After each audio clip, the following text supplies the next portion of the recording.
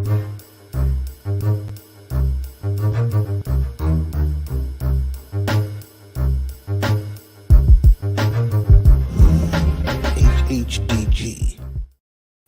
Peace, HHDG. We're on another episode of HHDG Media, the podcast. And shout out to everyone tuning in right now through our YouTube channel, as well as our Facebook group, HHDG, which stands for Hip Hop Discussion Group.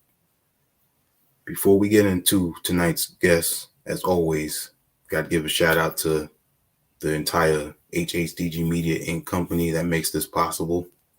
That is Rock Vader KB, myself, Wiki, T. Smith, the Mayor, and Skelly Top. As you can see on our bottom banner, hhdgmedia.com is our website where you can go and check out latest music, upcoming events, our merch, and as well as interviews that we continue to put up there. And there's also some written interviews on there as well. But as always, we like to shine a light on the guest. So for tonight, we have a very talented MC and poet repping Southeast Los Angeles, and has been making waves out there and continuously, pushing not only her skills, but she reps the culture, and it shows in her music. Just recently dropped the album Gold Rush last year, and that was in June 21st of 2023. And on there, I would say she continues to push her skills higher, because I've heard her previous projects like Avant-Garde, Gabby Guerrero, which was her debut in 2019. But prior to the debut album, she also had a EP that same year, Catch the Kite, with a producer out of Las Vegas. And what was one of the best things about any artist that, puts in that grind is you still have to have the skills, and you gotta, as you continue to go put out your music, you gotta understand this game. So networking, getting your name out there, and that has truly helped our guest for tonight, because she's worked with Figa Brazlovic from Germany, who's a very dope producer. If you're not familiar with him, definitely go check him out, as well as his label, Crackback Records. She's worked with Superstition, Destruct out of Los Angeles, another dope MC. I could go on, but I'm gonna let her shine more light on these talented people that she's worked with. So before I present to you, we're just gonna let her speak on her coming up, and just letting us know how that grind has been, because it's shown that it's been paying off. So without further ado, again, repping Southeast Los Angeles, we have Silvandgold. Hey there. Peace. Oh my God, you did your homework. You knew everything, the dates. I appreciate that, honestly. Thank you so much. Thank you. Definitely. I appreciate that. I mean, if you're gonna have a guest like you come on here that is definitely showing their talents, and like I said, people are noticing. So you got to be on point if you're gonna talk about them, right? You'd be surprised. Some interviewers don't do their research, but you did your research, and I appreciate that. Thank you so much. Yeah. Definitely. So 2019, Catch the Kite was your first project, the EP. tell us, how that was, when you officially was like, I'm gonna put my music out there now. Yeah. Well, honestly, like I had been wanting to finally record music and put it out there since I was a kid, right? But I just didn't think I could do it. It's weird. It's so weird to even express it now because my mentality back then was so different than it is now. Hmm. Um, I never really saw myself like in hip hop type thing, you know? So like the stuff that I was listening to when I was younger, I didn't see no Mexican women. Like I don't even think that really, I'm sure it probably existed, but the stuff that I was listening to as a kid, You didn't see. it wasn't there. Like I was listening to like Wu-Tang when I was a kid. I was listening to the Beatnuts, Big L, the Fugees, and I was listening to R&B, and it's like I don't see no Mexican women on the covers. So to me, it was always just like it was just something that I admired, that I loved, that I just really loved and respected, and it was a part of me, and I was okay with that, you know. Yeah. I was cool. I was like, I love it. It's all good. Um, but as I got older, like I sort of like I just the desire to finally partake in it because I know that I could do it and I knew that I was dope. The Yeah. desire just kept getting stronger and stronger and stronger. And I think it got to the point in my life where I was like, damn, like I don't know how, I don't know what steps to take. I don't even know how I'm gonna start. But God, I really want to do this. Like I really want to rap. And I remember just saying a prayer on my way home from school because I used to go to college in the OC and I live in South Los Angeles. So the drive was like a good hour. So I remember driving home after school one day saying, God, if you could just let this happen in some way, shape, or form, I don't know how, I would love to be able to just really make dope music, Yeah. actually record it and put it out there. Like it's my time. And sure enough, like I graduated from college and I found myself just like, okay, I'm an adult now. I could do things the way that I want to do them. So I started to sort of visit local shows in my community, local hip hop shows, just, let's see what they got here. And when I went, I was like, I mean, they're not that good. It's Yeah. like anybody can rap now. I'm not very impressed. Let's do this. There And you so go. I started to just like make connections with people. I would see some producers on the show at the shows or like DJs at the shows, and I was just trying to make friends with people. Like, look, I rap. If you're a producer, maybe we could collab or something. And people were not down with it. They're like, "Who are you?" Like, we don't know you. You have no music out. We're not giving you no free beats, right? So it took some work to really get people to just sort of believe in me, get to know me. I had to get on some ciphers just to prove myself, Right. You right? got proof. Yeah. Hmm. And I did. And when people saw me in these ciphers and they were recording me on Instagram and they put it on Instagram, eventually they were like, okay, then yeah, we collaborate. And I remember that I went to one of my friends. He passed away, and I went to his celebration of life. And he was really like popular in the Christian hip hop community. Okay. And so when I went to his celebration of life, there were a lot of people there, a lot of artists there. He was a DJ. So there was so many artists there that I was like kind of like fanning out. I'm like, oh my gosh, like I did not know that he was so popular. So I was like, oh my gosh. So I met more people there. And one of the people that I met was a producer by the name of 12 who lives in Las Vegas, who was friends with him. We met. I told him, I was really honest with him. I'm like, I would love to make music, but I can't meet nobody. I don't know anybody that can produce for me. And he's like, I'll produce for you. I said, really? He's like, yeah. Wow. So after that, he sent me some beats and they were very like lo-fi type thing. And I wasn't really familiar with lo-fi or whatever, but Yeah. I made it work because I thought his beats were dope and I really wanted to get out there. And he was the only one willing to give me that help, to offer help. So I made the best of it. I made it work and we recorded 5 songs and I dropped them in 2019. And that was the first that if you ever want to hear me at my most like rookie, listen Mhm. to my 5 song That's the one. EP. The beats were lo-fi. I made it work, and I'm proud of it. It for what it is. You know, and that was the first project ever, and some of my first recordings ever are from that EP. Yeah. If you don't mind, I'll put the link up there for those to go check it out. It's on SoundCloud, yeah. It's on Spotify too and stuff, and Mm. Apple Music. But yeah, listen to it, man. It was a long Now, time ago.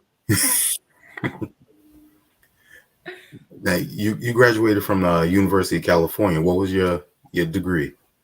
I graduated from UC Irvine, the Mhm. University of, yeah, at Irvine. I got my bachelor's degree in literary journalism. Journalism, yeah. Very nice. Okay. Yeah. I wanted to be a writer. I wanted to be a journalist. I wanted to be a hip hop journalist, but there's no work for that. I learned very quickly. And I think I was low key just wanting to be a part of the culture so bad Mhm. that I just want whatever I could do to be a part of it, because I don't think I would ever be accepted as an MC, you know. But I had to get out of that mindset, and just understand that I could really do whatever I set my mind to do. And that's what it is, Always be you know? diverse with it. Yeah. Yeah. I mean, you can still write about hip hop. I could, I guess. I mean, I would prefer to actually make music. Mhm. Yeah. But you're right. I could. Now, sticking with the education, you're Yeah. also a teacher. I'm a substitute teacher. You're Yes. still a teacher. I am. So what exactly? What subject? I can do any subject. Any Oh, okay. subject. Nice. Any grade level. Yeah, that's what a substitute does. I mean, I can, like, if I want to be picky and just choose specific grade levels, I guess I Mm. can do that. But I could do any grade level, so I do. Yeah, from elementary to high school. Wow. Yep. Not too many teachers can go and say something like that. Part of the job. Mm. Yeah. So which subjects are you really? What is your Eng- preference? Like, what do you really enjoy? English. English. English. For sure, 100% English. English and art, and even Spanish. Spanish too. That's something that I can do, and I enjoy doing that. Very nice. Good. You work too. I saw your Instagram bio. You work. You're full time just like me, Yes, indeed. and you do this on the side. That's really cool. Yes. I love that, and that's great. One of the things I always say is, I mean, if you love something that you do, it doesn't have to be attached to a paycheck. Yeah, that's true. That's true. And I've had to learn that. I've had to learn that you can have a full time job and still be able to do what you're passionate about, like artistically. And if you can make it work, that's dope. Yeah.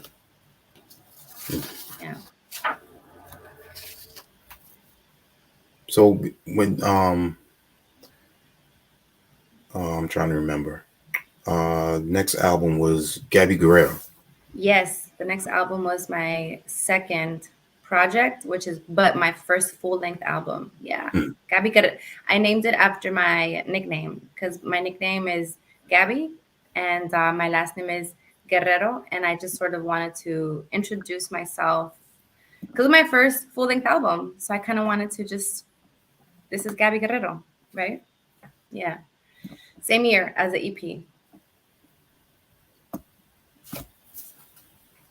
Yeah, it was like what I think the EP came out in the summer, and then the album came out around like what was that wintertime, like November. I'm saying winter because I'm in New York.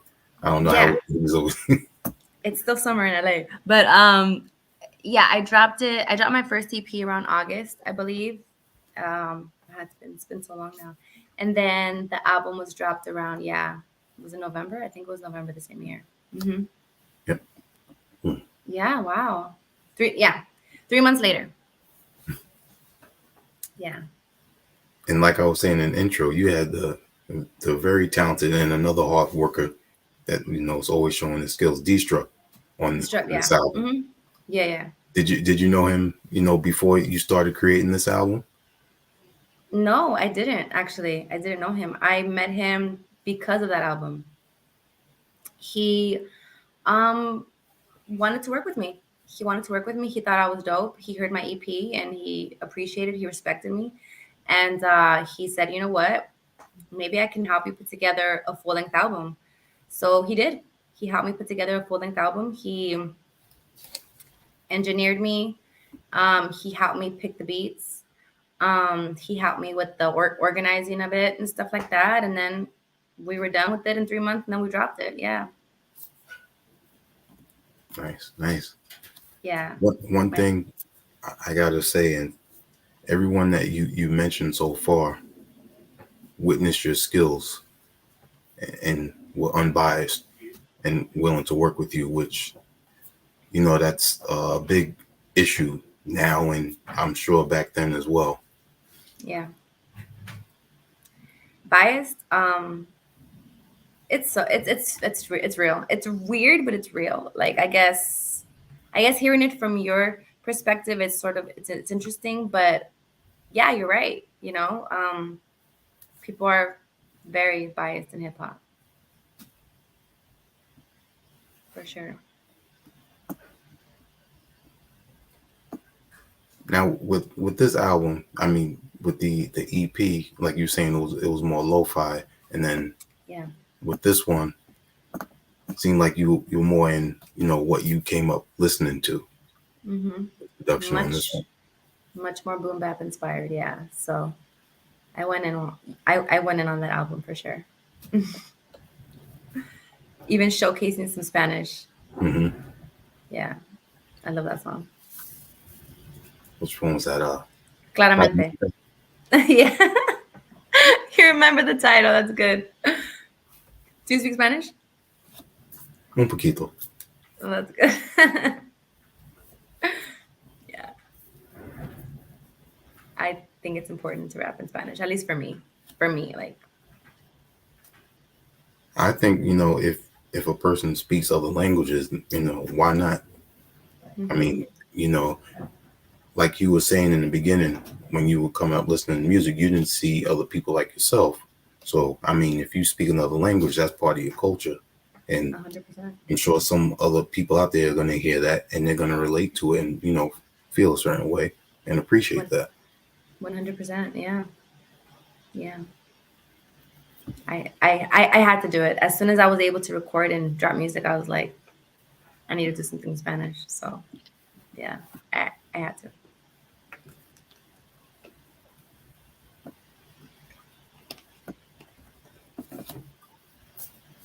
2019, right? So, Yeah. in between that time, I think it was the next project was in 2021. We Yeah. we haven't spoken about you also being a poet. So tell me, how that came to be, because I mean, being a poet and an MC, they kind of they intertwine. So Yeah. I'm sure your skills in both of them help each other to elevate. Yeah, man. I love poetry so much. Since the time I took my first poetry class in like middle school, I just fell in love with it. I think it's such a cool art form. And then I remember, I don't know if you remember when Def Jam had the poetry, what's it called?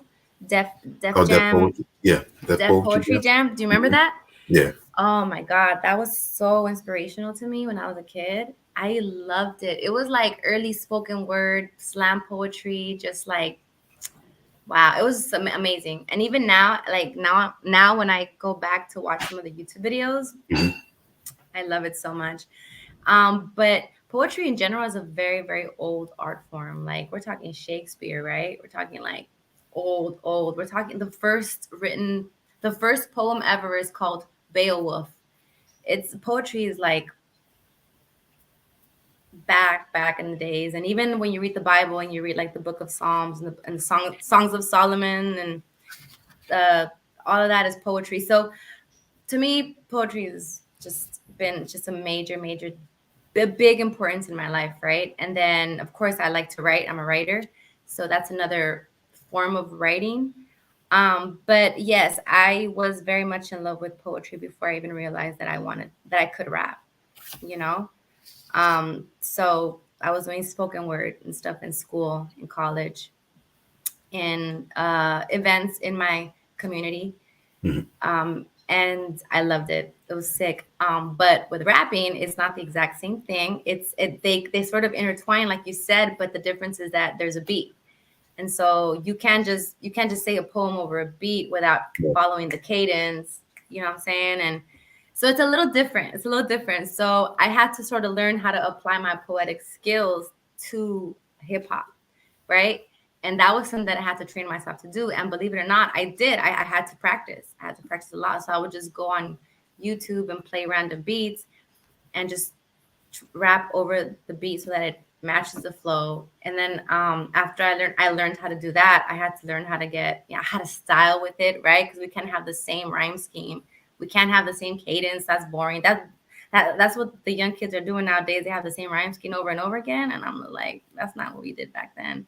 So you have to switch it up, and then you have to do some weird voiceover. So I had to learn how to apply my poetic skills to hip hop, right? Mhm. Because it's a little different. But to be honest with you, I consider myself a poet before I consider myself like a rapper or an MC, for sure. Growing up, was there any other people that inspired you in the poetry? Poetry, basically Def Jam poetry. That was a big deal for me. I don't remember a lot of the names, but that show in general was very pivotal for me as a kid. I loved it. I loved it. So that was the most important thing. And then when I went to college, I did have to take some poetry classes, and we had to study Shakespeare and stuff like that. And so that was hard because Shakespeare, even though it's English, if you read it, it feels like a different language because he writes so weird. But that really trained my ear and trained me to sort of like read things in a different way and sort of decipher things. And then I mentioned earlier the Bible. When you read the Bible, sometimes you don't get it the first time. You have to read it over and over again. You have to read. I'm like, what is he saying? And sometimes you have to go back in history. What does this word mean? So those are the inspirations for me when it comes to poetry. Yeah. Mhm. And aside from hip hop, what other music did you listen to growing up? R&B, a lot of R&B. I love R&B so much. I actually want to make an R&B album because I used to sing in church, so I love singing. So that's one of my goals one day to put out an R&B album, but not like a modern R&B though. I'm talking about like a '90s R&B. Okay. God willing, we'll see. God willing, But R&B is my favorite. I put R&B and hip hop on the same level to me, So yeah, a lot of R&B. Got a glimpse of you singing on 1773's Love Bug Volume 2. Oh, was I singing there? Like on the hook, it seemed like you were a little bit Oh, of that's not harmony. me. That's not That me. wasn't you on there? No, that's not me. That's not me. No, that's somebody else. She's singing pretty, but that's not me. I'm singing. I don't sing in my music just because I haven't done that yet. I've just been focusing on the rap part. But if you want to hear a little snippet of me singing, I'm singing on my second album, Avant Garde When the Time Comes, on the song Warnia. I'm singing there in the hook. It's a little snippet.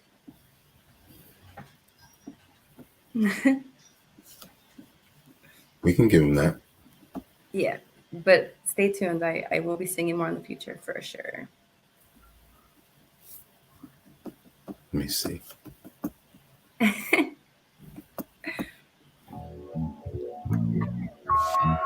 If they listening and then consent, it can be frustrating, but I can't Okay. wait knowing that you Right here. actually what you so beholding. Only want my words to hold Coming them. down. So I can show you things unparalleled, so you question the way you probably hold it. See, I don't mess with the false bets, There. regardless of your sex. Hold I pretend to say the same merit. I can be anything that you like, a simple formula, but the remix to mine. I got the formula. I get anything that you like. Simple formula.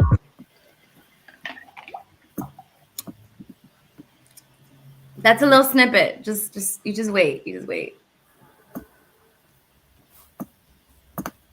It sounds good. Thank you. I can do better. Now that you're hearing yourself a few years later on the track, right? Yeah, 2021. Yeah.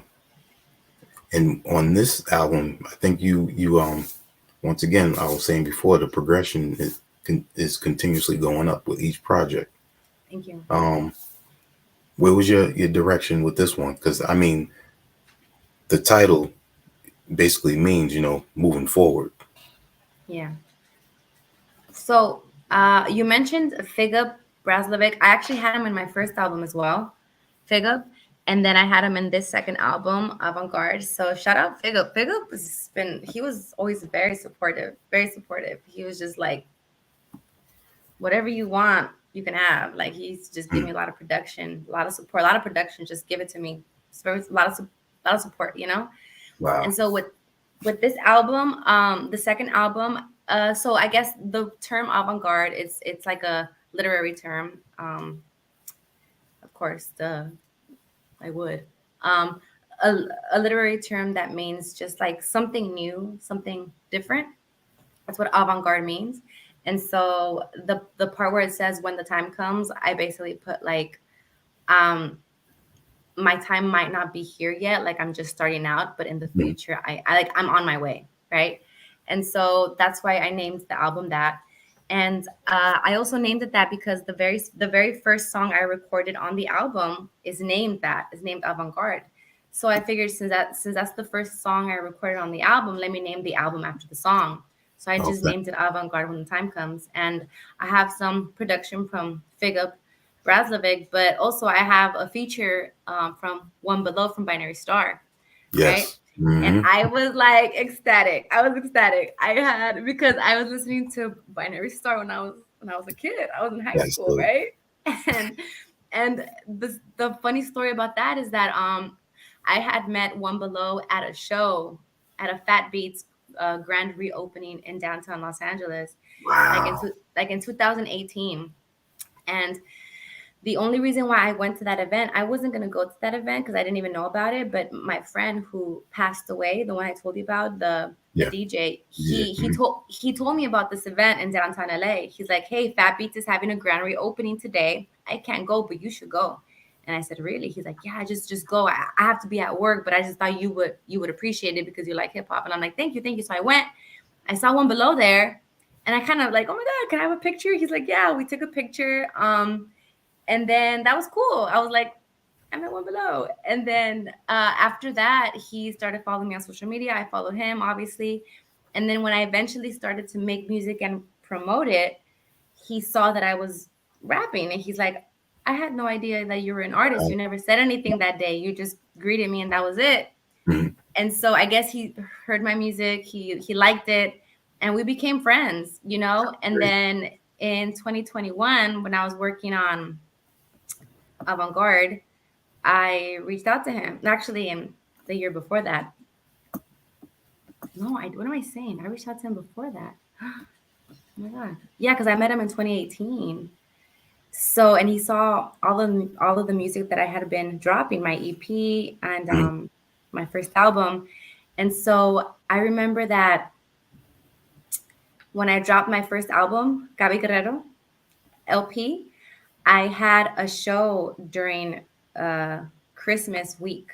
I had a show, and I remember that One Below messaged me. He told me he was going to be in LA, and I said, "What week?" He's like, "I'm gonna be in LA that week of Christmas," and I said, "I have a show.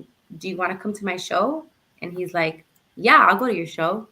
So we picked him up in the air. At his hotel. He came with us to the show. He performed on my set. Nice.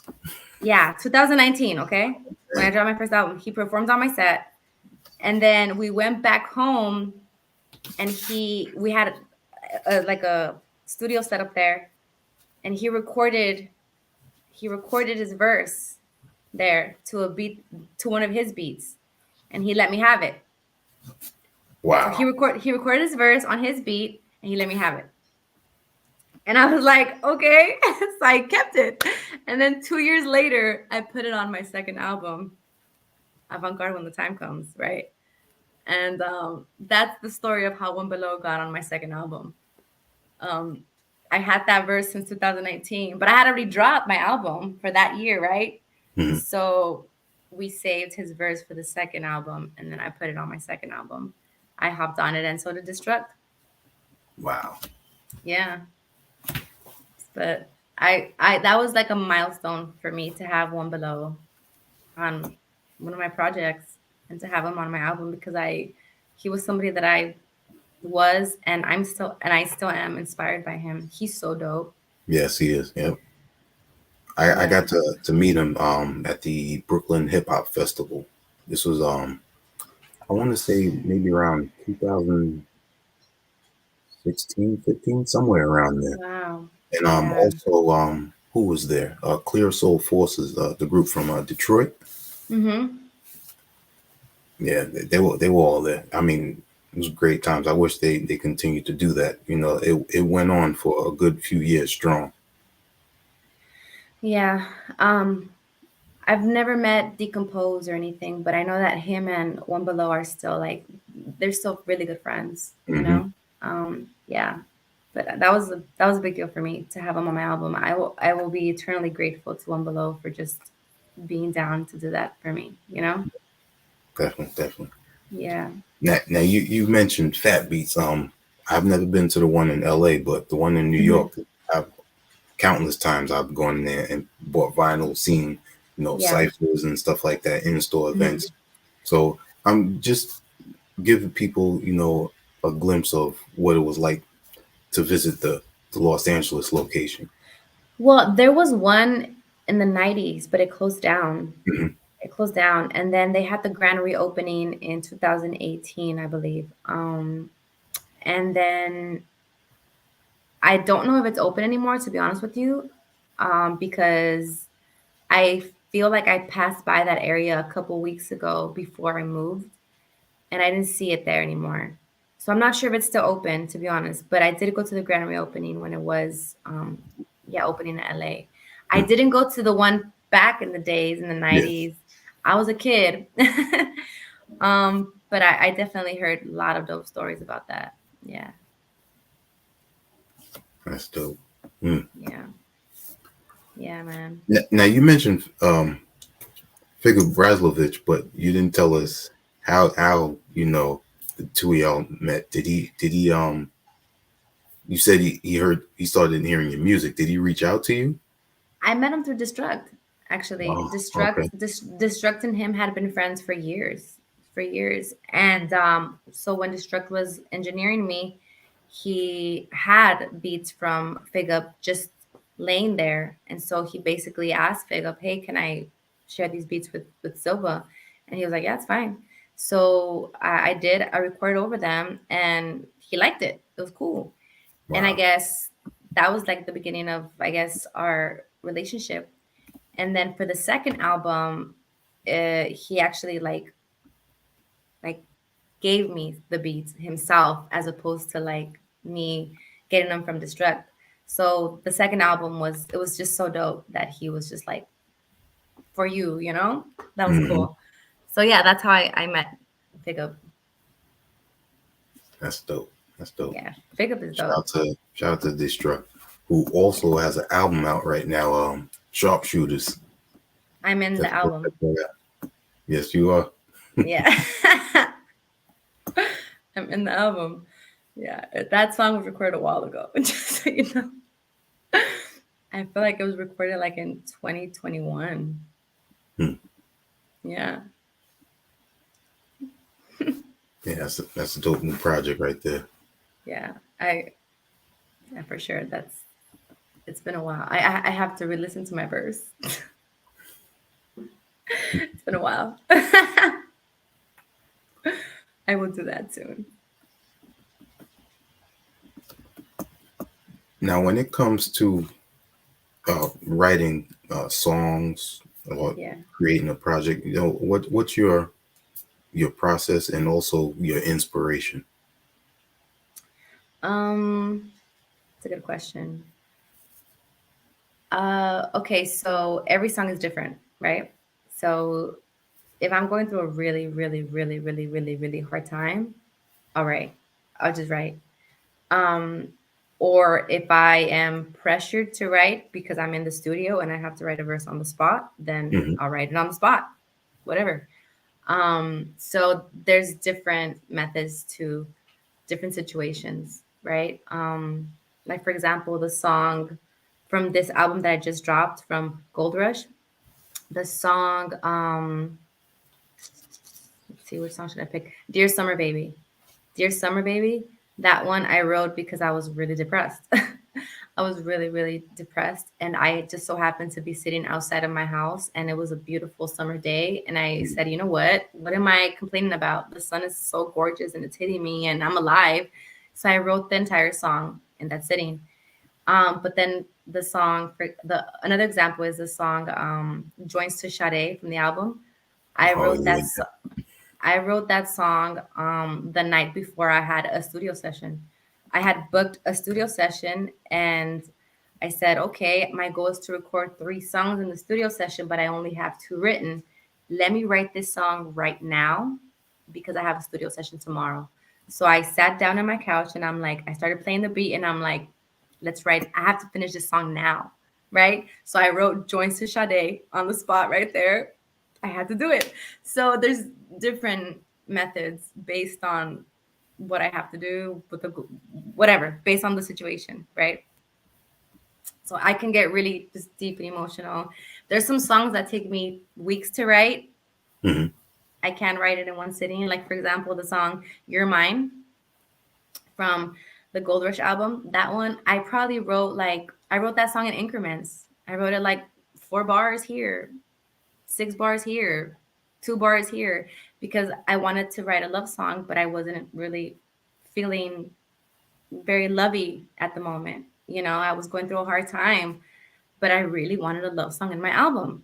So it took me weeks to write that song, right? So there's different methods for sure. Yeah. It just depends on the situation. I understand. Understood. Yeah, yeah. Hmm. Before I ask a little bit about maybe any family members, that might be, musically talented, tell us about the origin of your name, Silver and Gold. Oh my, the origin. It's kind of an interesting origin. So bear with me.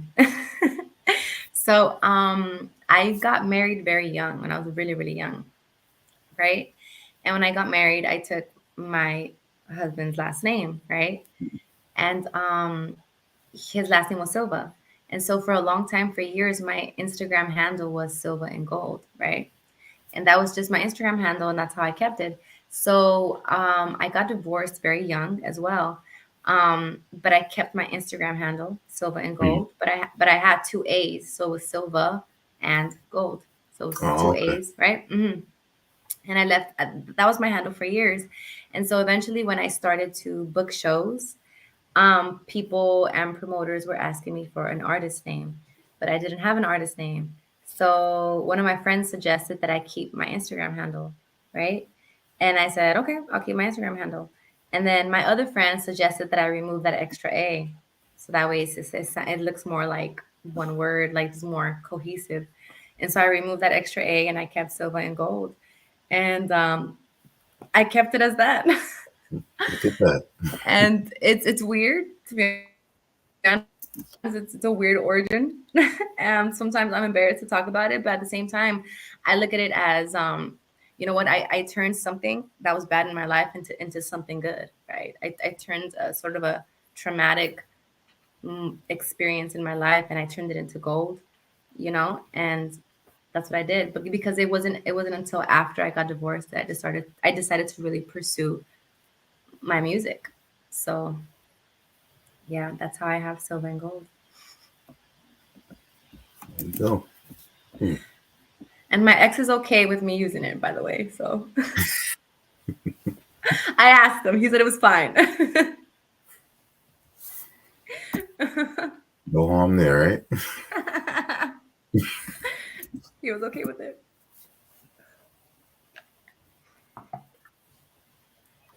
Now, are there any other family members, no matter generation, that is into music, as maybe plays an instrument or anything like that? My dad's a singer. Um, that's pretty much it. There are no musically inclined people in my family except for my dad. My dad is a singer, but my dad loves music. Like my dad is obsessed with music. Like my dad loves. He was the first one to buy me my first tape Walkman when I was a little Mhm. kid. I was like 6 or 7 years old, and he bought me a tape Walkman. And his girlfriend at the time, she gave me like cassettes. And I remember she gave me Control by Janet Jackson. Oh, nice. Yeah, I was a little kid listening to Control. And then she gave me like you know how back in the days there was like compilations with like multiple songs from different artists in Mhm. one project. She gave me one that had R&B in it, like a really really good R&B album. And I remember it had Chico DeBarge, it had Joe, I had John B, and I loved that cassette. I was bumping that. So she gave me that one, and then she gave me some like Christian music too. So I loved my cassette Walkman that my dad gave me, and then eventually he gave me a CD one, a CD one. Oh, Remember those little CD ones? I used to take them yeah. to school. So my dad was somebody that really just pushed me to pursue music and to love music, to embrace it, and I loved it because I feel like every kid should have access to like a walk, some type of like. After that, I'm thinking that's like the best gift you can give a kid. Music, Oh, yeah. like music, just did so much for me as a kid. Like it just like it calmed me down. It gave me confidence. It entertained me. It made me feel good. Like just give me my headphones and I'm good. I'm not throwing no temper tantrums. Like just give me my music, you know. I'm And just so vibing, yeah. yeah, best gift I ever got was that. And so he was the first one to really just like push me to like pursue music, singing, Mhm. anything, you know. And then he signed me up to like for like singing lessons when I was a kid, and like piano lessons when I was a kid. And he wanted me to sing in church when I was young, and he encouraged me to do that. And then when I got older, he wanted me to do it too. He's like, okay, you know, it's up to you, but you should try it, you know, and I did. So yeah, my dad, yeah, he loves music. But other than him, honestly, there's really nobody else that is very musically inclined, which is weird. Okay. Nobody else. It's weird, Great. right? Great. Yeah, there's a lot of people in my family that have listened to so many genres of music that influenced me. Oh yeah, yeah. Genres for sure. A lot of genres. I'm inspired by so many genres, but yeah, that's a whole different topic. But we can just talk forever about genres. I'm Mexican, so that's a whole different thing. That's another language of genres. That's true. And that's, it's funny you said that, because one of my next question was gonna talk about, um, the same way with Hollywood back in the day, where they didn't allow other ethnicities to act. So they ended up painting and putting makeup on to look like a certain nationality, Yeah, ethnicity. So yeah. how does it feel now, you as a Mexican, putting out your music and having, some a younger generation listening to your music and appreciating that? Man, it's a blessing. That's like an answered prayer. That's all I've always wanted because um I didn't have that, you know. I was listening to a lot of women in hip hop when I was young, right? But they didn't look like me. I mean, I was listening to like Little Kim, Foxy Brown, uh the Fugees, but they didn't look like me, you know what I'm saying? And they were dope. They were dope. And so I don't know what it would have been like if I would have listened to an artist that was a female who was Mexican or Mhm. Latina and she was just as dope. And maybe I would have pursued music sooner. I don't know. Maybe I would have had more confidence. I have no idea. But maybe my psyche would have been different regarding me and my dream of music and hip hop, you know? I don't know. We'll never know. But if I can be that representation for other people Mhm. that look like me and that love hip hop culture, like that's an answered prayer for me. Like that's a blessing if I can do that. Lucky them. And I'm happy to be able to do that. Um it's not easy for me. Like I'm not like it's work. It's a lot of work. Like we talked about earlier, people can be very biased. Mhm. So it's definitely something that I'm overcoming, but I think it's going to be worth it in the future when other people younger than me can benefit from it, you know? Yeah. But yeah, I wish I would have had that when I was younger. That would have been very cool.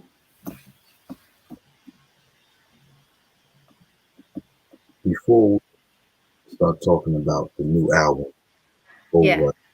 Let's play one of those videos. Let's go with Your Mind. Hmm. Do you have a favorite song on the album or a song that you really like? Just curious. I would say probably New Beginnings and Jazzman. Ooh, you like jazz, man? Yeah. That's cool. I love that. That's cool. Thank you. Ooh, we're gonna play your mind.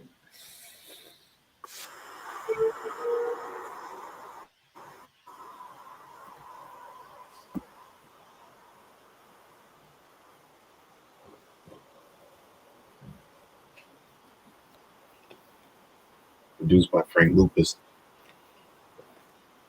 Yeah, he's a friend of mine from Chicago. Is the volume up? I can't hear it. You can hear it. Mm-mm.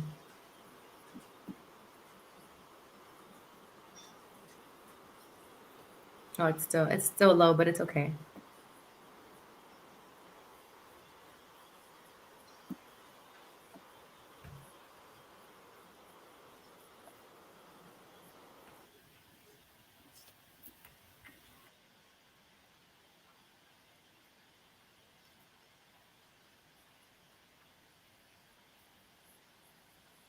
Yeah, I can't hear it, but the video's cool.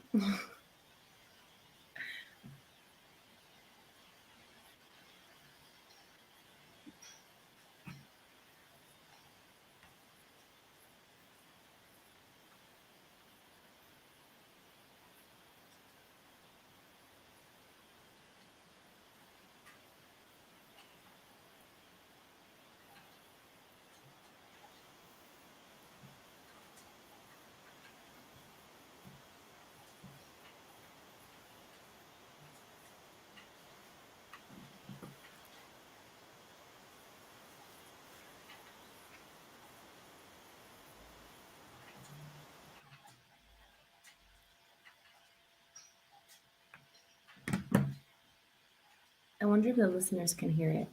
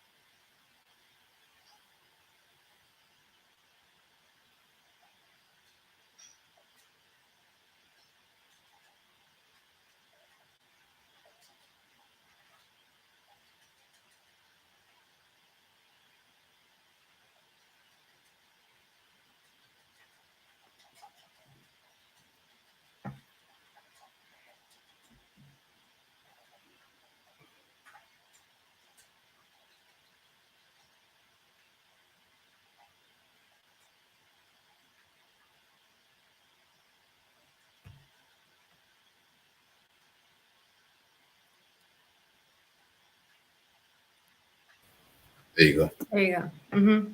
Every singer has, a certain style and Yeah. melody. Yeah. I don't know, how you picked it, but it fit perfectly for that. You liked his voice?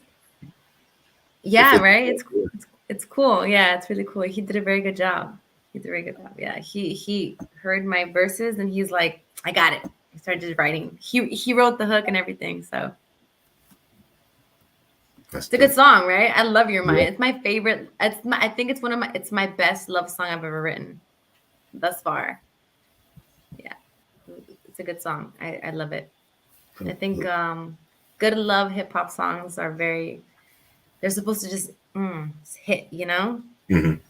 I feel like we can tell the difference between like just like a basic hip hop love song and like a real one. Like I really love a good hip hop love song. Like I have it came I from have a true some. story. Yeah, or it doesn't necessarily have to be true. Just it just has to hit. It has to Mm. be like relatable. Like a Yeah. relatable hip hop love song. I just love it. Now, before we play the video, you asked what were some of my favorite tracks, and I mentioned Jazz Man.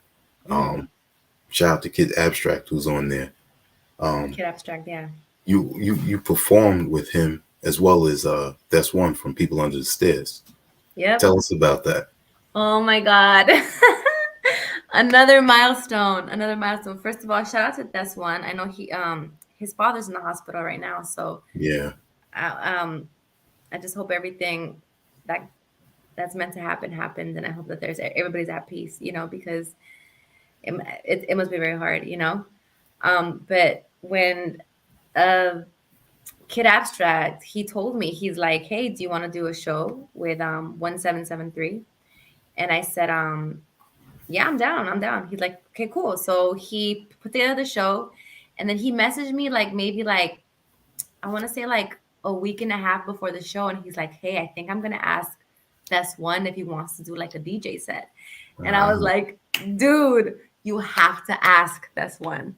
You have to. If you do, I'm gonna cry.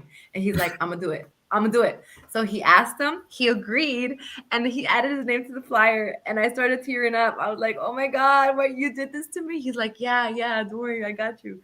So I was so excited. And when we got to the show, I was just ecstatic. I was like, oh my God, That's One is here. Oh my God, I'm performing in front of That's One. Okay, keep it cool. Just keep it cool, keep it cool.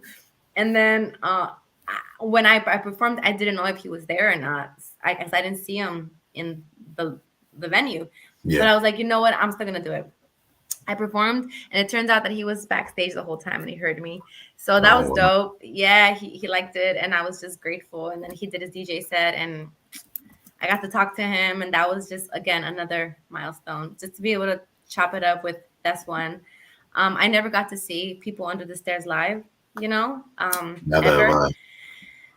So when I found out that Double K died, it was very, very, very, very sad for me because I didn't get to see them live ever, and they inspired me. They're West Coast boom bap. Yeah, Like there isn't a lot of West Coast boom bap, so they were a direct inspiration to me, and so it was really sad when he passed away. I felt really, really down and just really like just I can't believe it. But to be able to rock a show with That's One and talk to him and chop it up, it was a blessing. It was a blessing. It's a blessing just to talk to him. Just whatever, yeah, like just to have some recognition, just for him to recognize me, to appreciate me, and to show me love, and to share game with me. Like yeah. that was dope. That was dope. Yeah, that And was dope. if That's One ever checks this video out, um, this right here is beautiful. What he did Oh, you creating this you album. heard you heard it too? Yeah, Yeah, man. It was dope. It was really dope. Honestly, I loved it so much. He did such a good job and everything. Yeah, I loved it too. Awesome that you have that.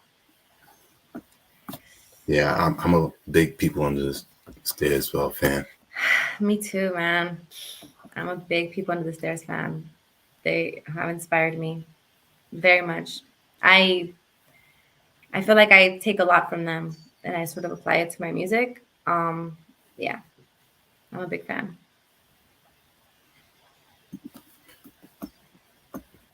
I Shout out gotta Kid say that. Abstract. Shout out Kid Yeah, Abstract for doing that, making all yeah, that yeah, happen. making that up. Yeah, He definitely. he he put the event together. He contacted us one. He did everything. So thank you to Kid Abstract for real. Yeah, definitely. Speaking of him, his latest album with what's the full name?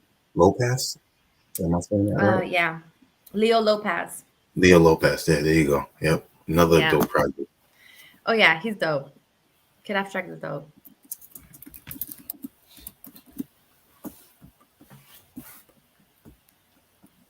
As we continue with talking about Gold Rush, we gotta talk Yeah, about the producer you have on here. I mean, let's talk about it. Let's talk we about men- it. you mentioned Frank Lucas already for the track Your Mind. Um, Yes. Nappy High on the Save Myself. Mm-hmm. That was another nice track right That there. was dope. Nappy High. That was dope. Yeah, he's dope. And then you had Def Switch and Tune Curtis. I forgot Mm-hmm. what country they're from, but I remember one of their projects that came out, and I wasn't too familiar with them at the time, but they had a lot of U.S. MCs on that project. Yeah, honestly, I gotta give a shout out to Destruct for that. You know, he was the one that made that connection Hmm. with Def Switch and Tune Curtis for Jazzman. So for sure, that was dope. Dope beat for real. Yeah, definitely. And then you had JBL produce a few tracks J- on there. yeah, JBL produced New Beginnings and Wholesome, and he's actually a young kid. He's an up and coming young kid. I think he's 19 years old. Oh, Yeah, he's young, but talent. he's an old soul because he produces like he's in his 50s.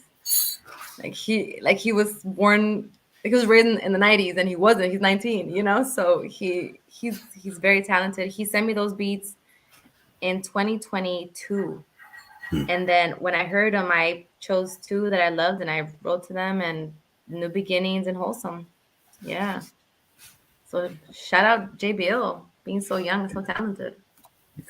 I definitely have to check more because when I heard that, and I like reading credits, so Oh yeah. I saw that I wasn't too familiar, so I was like, I need to start checking more what else he might have out there. Young kid, very young. And on what was the track? Nobody Knows. You had a profound.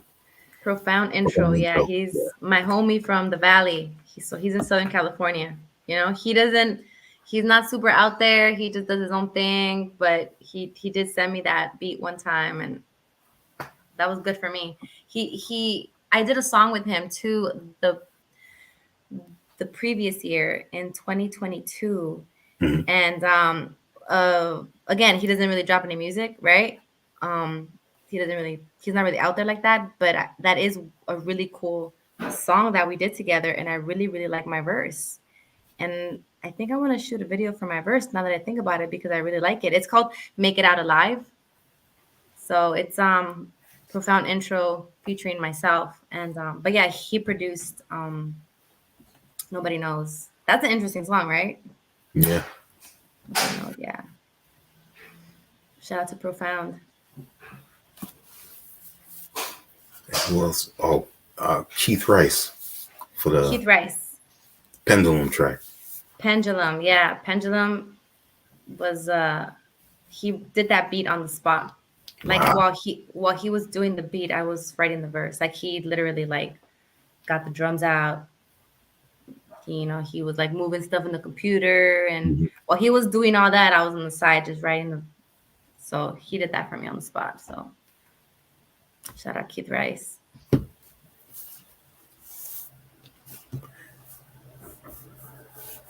Can you? This is another one of my favorite tracks. The one that we just talking about, Pendulum. I feel this is one of those songs where you're paying your respects, but also talking about, you know, you're coming into your own in MCing. Pendulum is kind of a sad song. I think it's pretty honest. I'm talking about just my struggles, right? I'm talking about the reason why I named it Pendulum was because it's just, I feel like sometimes life can go from like just really good to really bad and then back and forth and back and forth, right? And then for me, like musically and in my musical journey, I feel like at that time specifically, I was just like just getting better and better. I was improving. Opportunities were just like opening up more and more. I was able to work with like doper producers. Uh, there was just so many great things happening in my musical journey, and I was really happy about that. But in my personal life, it wasn't like that at all. I had gotten fired from a job. I got into a car accident. Right. I found myself with like nowhere to live. I was like really stressed out personally. So in one area of my life, I was just so excited and happy, and then in another area, I was just feeling really down. So I was like, just the juxtaposition in my life at the time was just out of whack, and that's why I wrote. That's what inspired Pendulum. Just like good things happening here, but really stressful things happening here, and so yeah, that song is interesting. And I didn't even want to put it on the album because I was just I felt like it was too personal of a song. I was Mhm. just getting a little too deep, but I forced myself to put it on the album because I just feel like it was relatable. And sometimes I get embarrassed to be too personal. Yeah. But who knows? It's definitely going to be a blessing to whoever listens to it. And so I'm glad I did it. Yeah. Did you put a lot of thought into it? Like back and forth. Should I keep it Yeah. on there? Should I take it off? I didn't want to put it on the album. After I did it and I heard, I was like, why am I being so honest? But I forgot who I played it for. And then they were like, wow, you have to put it on the album. And I did it. I did it. Sometimes you just need somebody else's perspective to really push you. Hmm. I'm glad I did that. Yeah. And then you had Gemini for Dear Summer Baby. Yeah. That was, again, shout out to Destruct. He's the one that made that connection.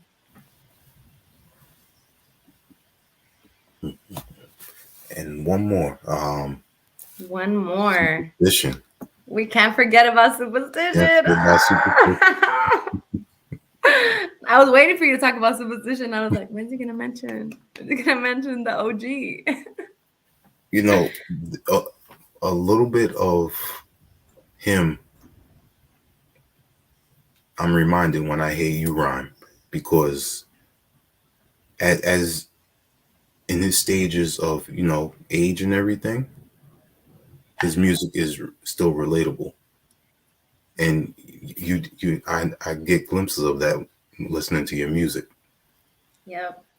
Superstition is a super inspiration to me. No pun intended. Like, for real, for real. Like, I was listening to him in high school, you know? And so to be able to work with him is like obviously a dream come true. But you're right when you say that. I feel like sometimes we become like the people that inspire us, we sort of like take from them a little bit and we're inspired by them.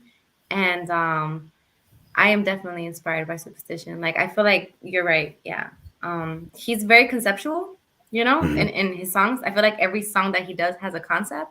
He's not one to just rap for the sake of rapping, right? Yeah. And so I feel like I'm like that subconsciously. Like I have to have a concept for every song. I don't know if it's a good thing or a bad thing. I wish I can just rap for the sake of rapping. Maybe one day I'll be able to do that. I hope. But yeah, I am like him in that sense where I'm about the storytelling, conceptual music, and I think I was inspired by Superstition in that way very much. So, and since we're speaking about that, you also have visuals for the track Bring the Gold. Yeah. Yeah.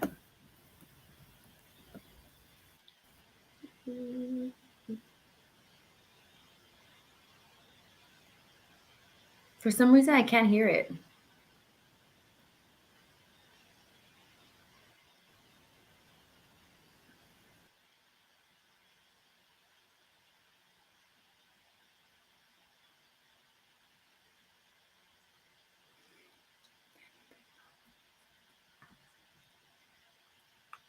But as a child, learned the teachings and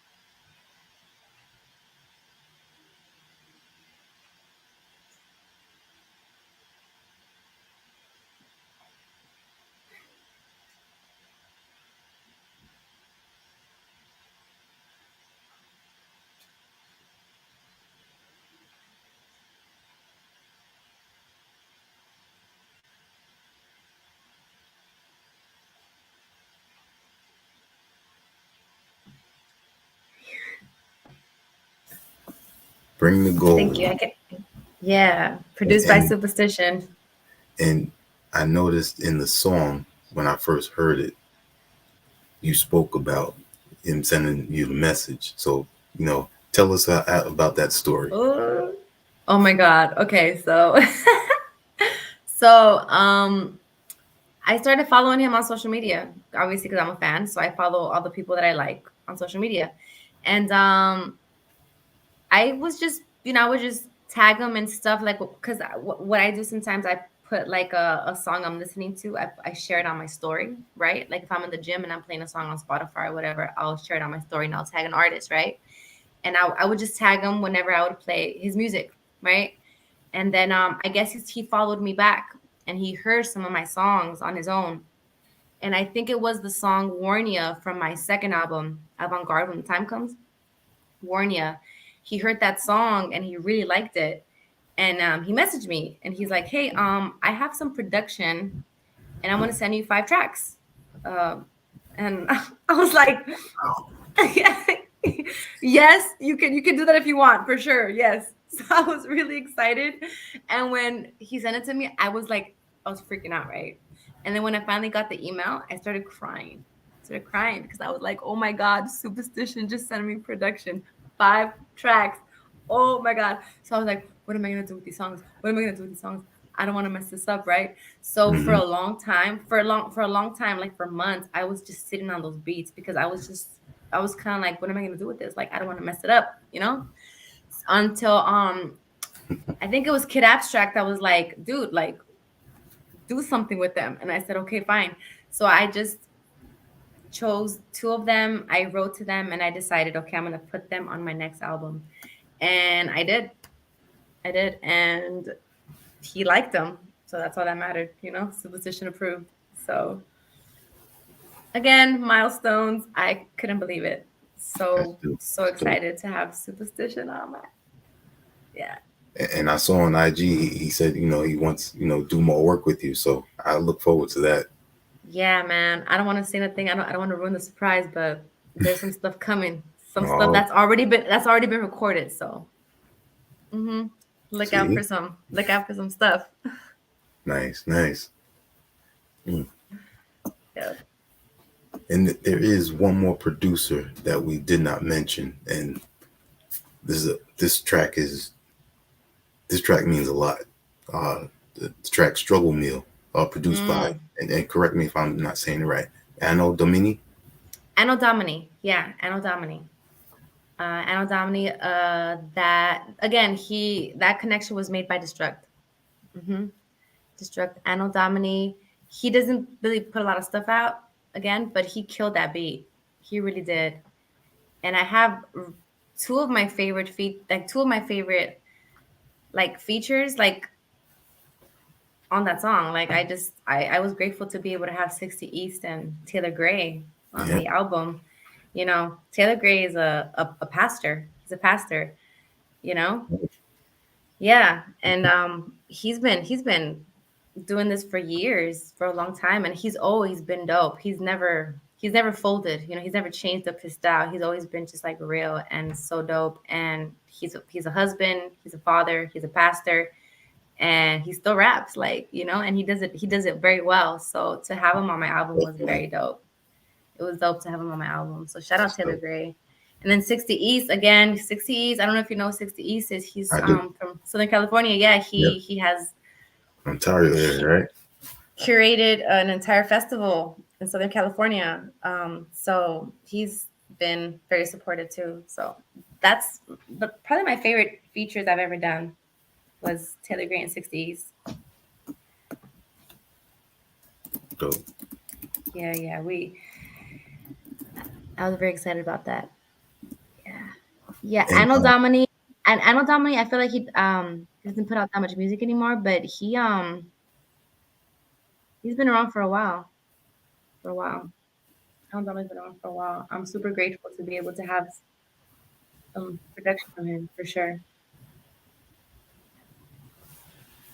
it being that you said that he doesn't put much out, I gotta go down the rabbit hole and see what I can find. Yeah, man, you would like it. He's produced for like Exhibit, for Nate Dogg, the game. Yeah. Okay, Yeah. So he's been around for a while. that's dope. Yeah. But speaking on 60 East, you said you organized that event. What is it? It's called? Is it Thought Fest, right? Thought the happiness of pursuit. Yeah, and that's in his hometown, Ontario area. Ontario, California, which is Yeah, like an hour away from Los Angeles in the IE, the yeah, Inland Empire area. yeah. I mean, I got to give him a lot of respect on that because I've seen the flyers for who's performing on that, and that's monumental right there. He's had some legends: Sky Zoo, Elzai, Benny the Butcher, Chino XL, Immortal Technique, you name it. He's had a Yeah, lot of dope people on there for sure. yeah, definitely, definitely. And his album is dropping this month on the 29th, my hometown. The beat Mm-hmm. the Soul Yep. Council. If people are not familiar with Soul Council, that's Oh my people. God, right? Yes, Crisis and Mhm. the whole Soul Council. Yeah, man. Yeah, that's dope. I'm really excited for him. Yeah. Dope, dope. Yeah, I'm Mhm. excited to bump that. He's been very supportive. He was the first person to book me for a festival, which was at his festival in 2021. There you go. The Happiness of Pursuit. Yeah. Definitely, I gotta once again your talent and people are paying attention. hmm Thank So you. it works out. I feel like I'm just getting started. You know, I feel like I'm just getting started. I have so much more to give, so much more, so much more.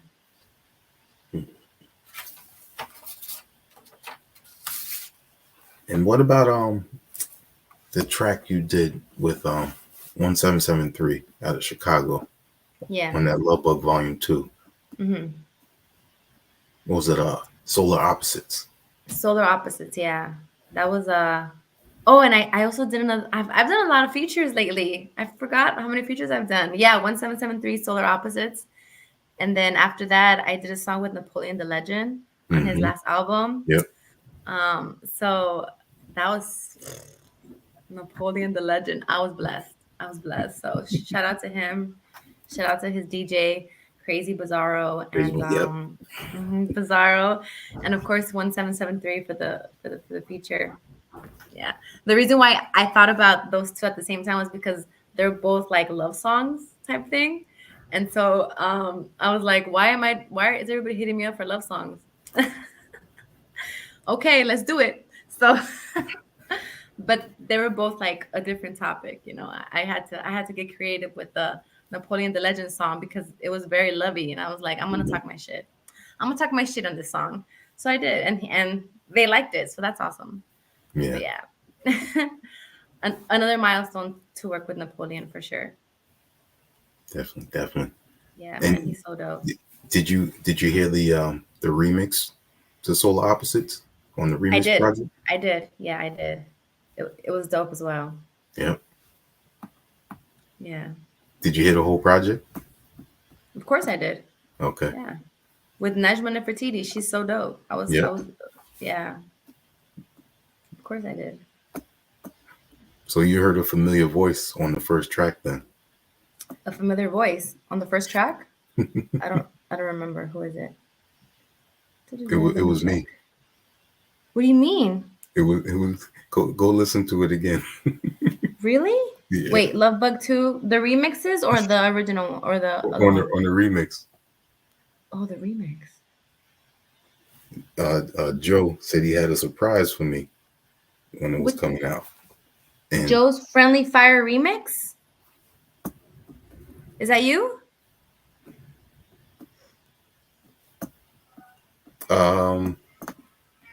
no, the Fifth Soul, the first track with Nejma, because Oh, the co-defendants?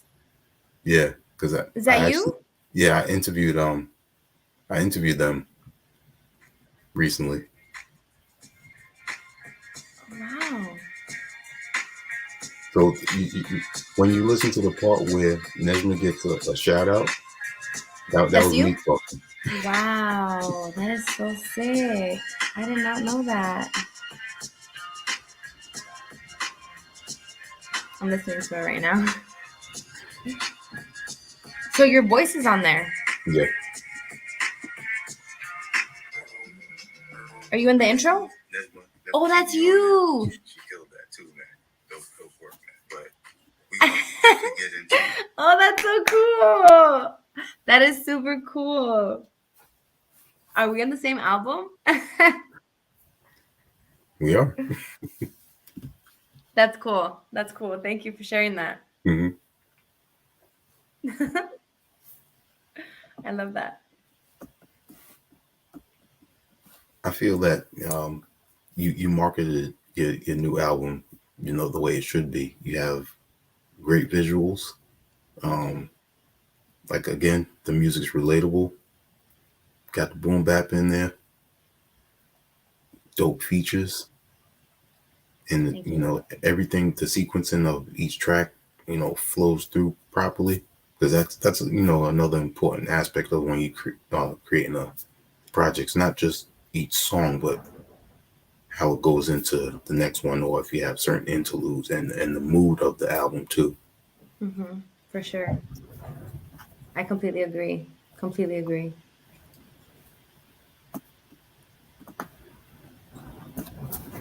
Um,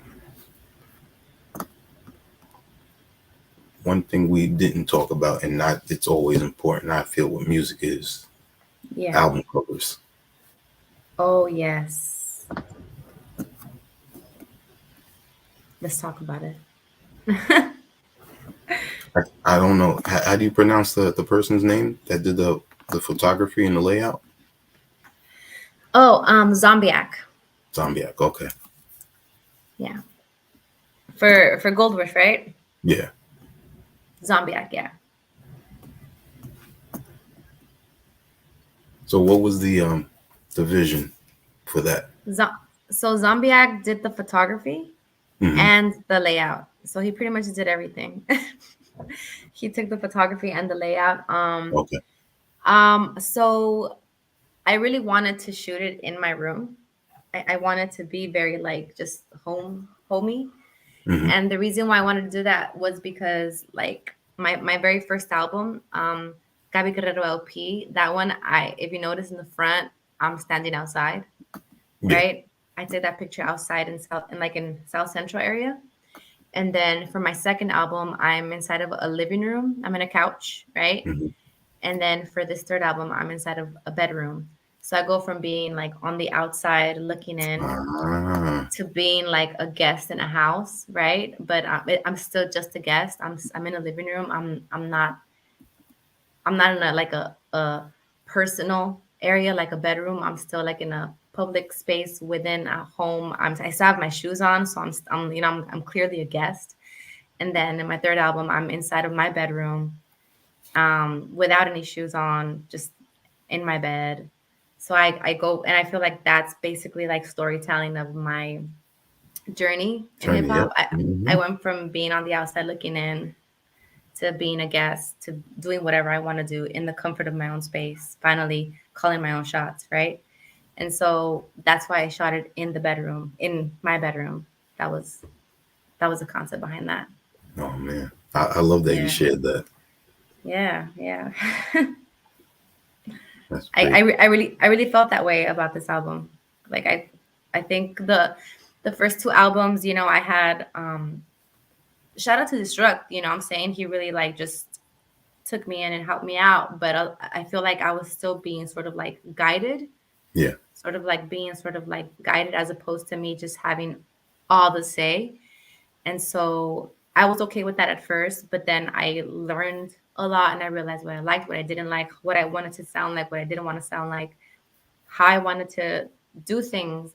And that's what I'm doing in my third album, just doing things my own way. And so I did this my own way. This album is me. I call the shots. I chose all the beats by myself. I chose the features. I designed the album. Yeah, so this is me. Like this album is me. Mm. Hmm.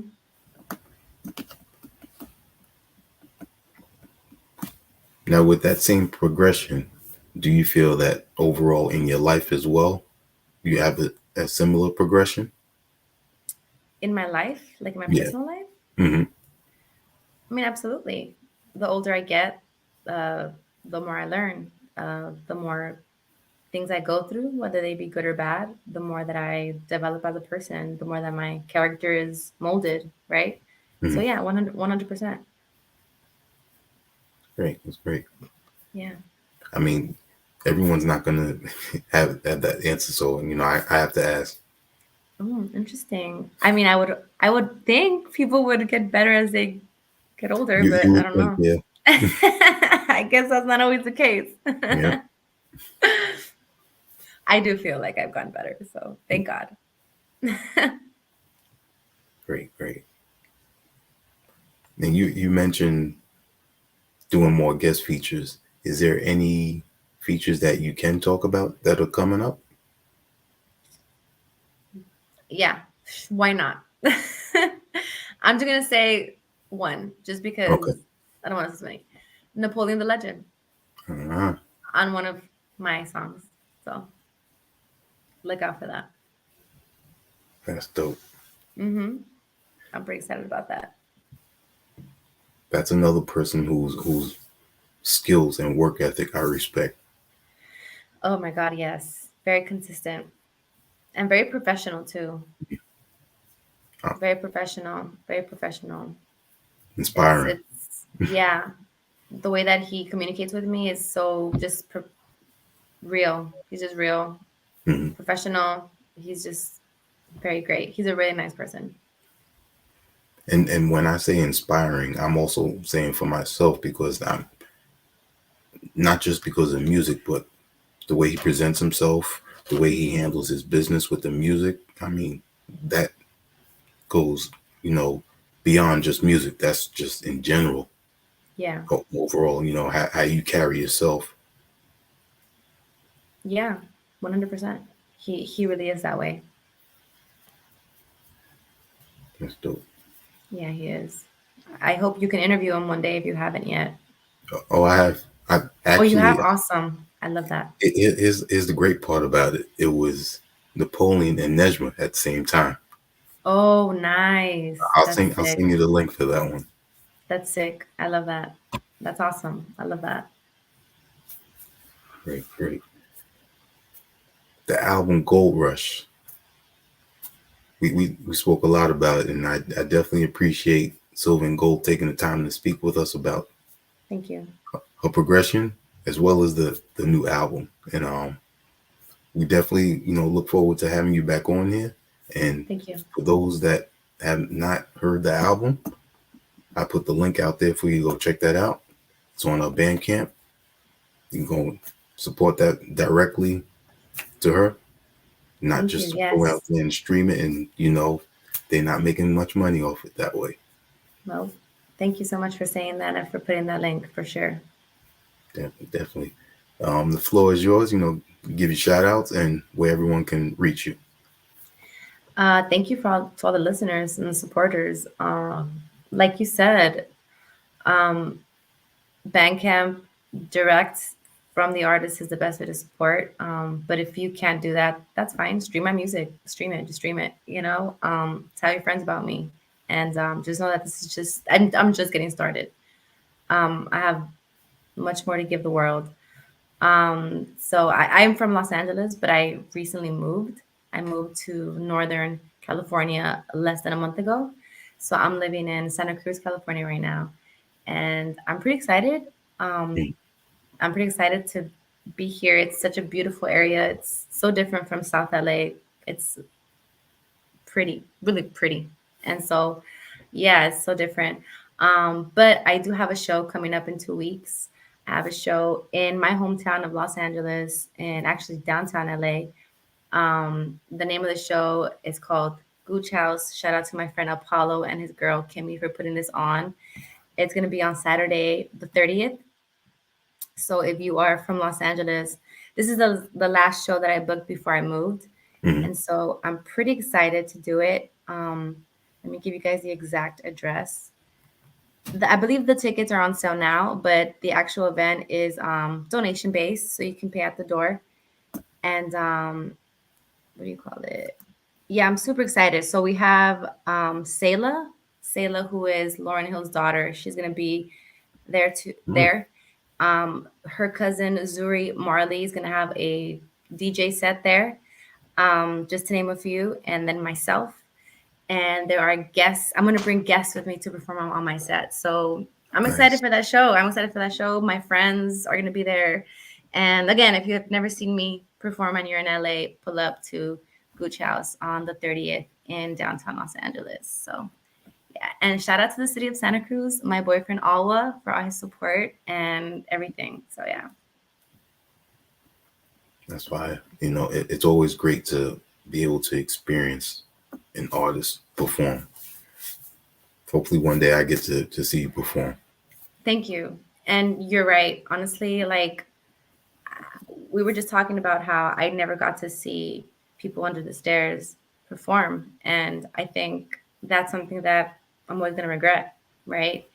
Um, but yeah, seeing your favorite artists perform is life changing for sure. I've seen some very life changing performances in my life.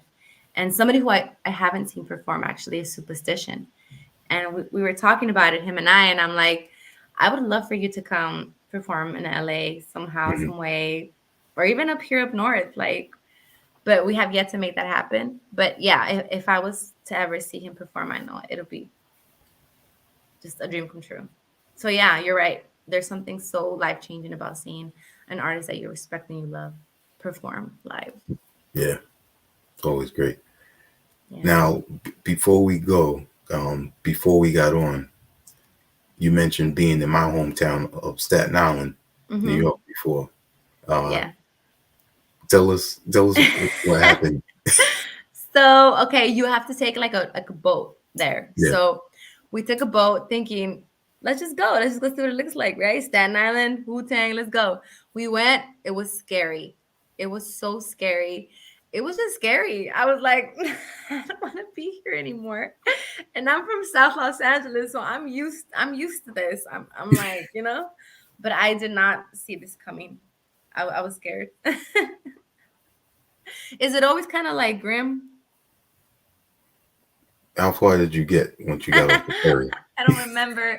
I don't know the exact locations. I probably went like, I don't know, a mile and a half in, maybe 2 miles to like a liquor store, grab some food. Yeah. Mhm. Is it always like that? Depends on the area. Yeah, it was a little grim. A little Hmm. grim. Yeah. Yeah. But yeah, I'm glad I went. It was dope. I have some photos for proof. And my mistake, I went there in a dress. I was wearing a summer dress, right? Because it was during summer. It was really hot. And so Right.